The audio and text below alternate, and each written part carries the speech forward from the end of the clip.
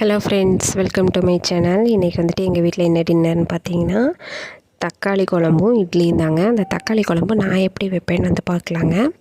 அதுக்கு வந்து வடை சட்டியில் எண்ணெய் ஊற்றிங்க, வெங்காயம், வரமிளகாய், கருவேப்பிலை வந்து வணங்க விட்டுருக்கேங்க.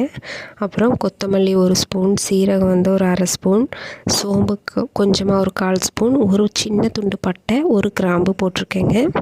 தேங்காய் வந்து ஒரு கொஞ்சமாக துருவி வச்சுருக்கிறேன். ஒரு 2 தக்காளி, 1 ஸ்பூன் வந்துட்டு பொட்டுக்கடலை வந்து குழம்பு கெட்டியாகிறதுக்கு தாங்க. இப்போ வந்து எல்லாம் போட்டு நல்லா வணக்கி ஒரு பேஸ்ட் மாதிரி அரைச்சி வெங்காயம் போட்டு தாளித்து இந்த குழம்பு ஊற்றி கொதிக்க வச்சா தக்காளி குழம்பு வந்து ரெடிங்க. சிம்பிளாக செஞ்சிடலாம், ஆனால் டேஸ்ட் வந்துட்டு ரொம்ப சூப்பராக இருக்குங்க. இட்லி, தோசை, சப்பாத்தி சாப்பாட்டோடலாம் சூப்பராக இருக்குங்க. நீங்களும் இந்த மாதிரி நான் வைக்கிற மாதிரி ஒரு டைம் வந்து ட்ரை பண்ணி பாருங்கள்.